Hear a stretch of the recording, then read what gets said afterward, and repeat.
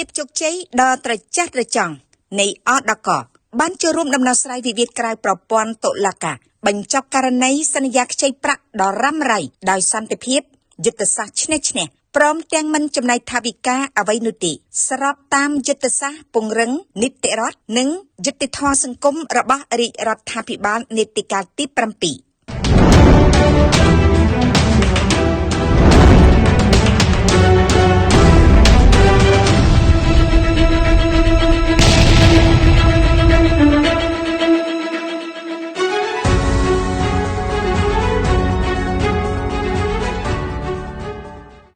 ផ្សាយចេញពីរាជធានីភ្នំពេញថ្ងៃទី2ខែតុលាឆ្នាំ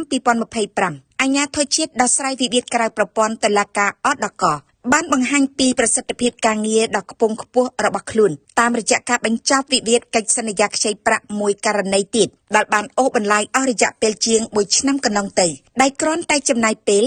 ជួបភាគីទាំងពីរតែមួយលើកប៉ុណ្ណោះជោគជ័យនេះបានផ្ដល់នូវដំណោះស្រាយក្នុងសន្តិភាពយ៉ាងឆាប់រហ័សព្រមទាំងមិនតម្រូវឲ្យមានការចំណាយថវិកាពីសំណាក់ប្រជាប្រដ្ឋឡើយដែលជាចំណុចគន្លឹះស្របតាមគោលនយោបាយរបស់រាជរដ្ឋាភិបាលយុទ្ធសាស្ត្រឈ្នះឈ្នះនិងការសាមគ្គីនៅក្នុងក្រុមការងា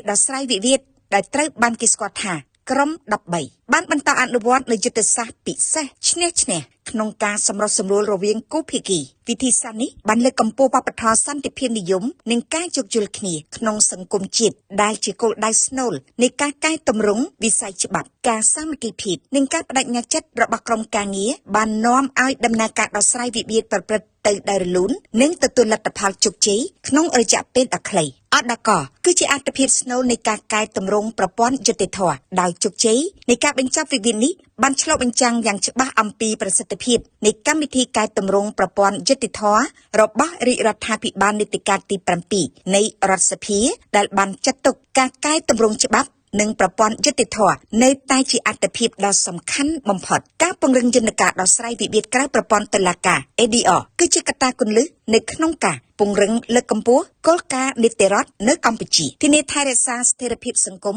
សន្តិសុខនិងសណ្ដាប់ធ្នាប់សាធារណៈលើកកម្ពស់ការគោរពសិទ្ធិមនុស្សនិងពង្រឹងយុត្តិធម៌នៅក្នុងសង្គមដែលជាគ្រឹះសម្រាប់ការអភិវឌ្ឍប្រទេសជាតិប្រកបដោយចីរភាពយុទ្ធសាស្ត្របញ្ចកោណនិងទិសដៅច្បាស់លាស់យោងតាមយុទ្ធសាស្ត្របញ្ចកោណដំណាក់កាលទី1រាជរដ្ឋាភិបាលបានកំណត់ការពង្រឹងនិងលើកកម្ពស់ប្រសិទ្ធភាពនៃច្បាប់និងប្រព័ន្ធយុត្តិធម៌ជាមុំមួយដ៏សំខាន់ទិសដៅសំខាន់គឺការជំរុញឲ្យមានការរៀបចំក្របខ័ណ្ឌច្បាប់និងយន្តការសម្រុះសម្រួលវិវាទទាំងក្នុងនិងក្រៅប្រព័ន្ធតុលាការដើម្បីលើកកម្ពស់ប្រសិទ្ធភាពនិងភាពឆាប់រហ័សនៃការដោះស្រាយវិវាទបង្ខិតសេវានៃការដោះស្រាយវិវាទដែលមានលក្ខណៈងាយស្រួលសម្បូរបែបនិងមិនចំណាយថវិកាឲ្យកាន់តែទៅជិតប្រជាពលរដ្ឋនៅមូលដ្ឋានកាត់បន្ថយការកកស្ទះសំណុំរឿងនៅតាមសាលាជម្រះក្តី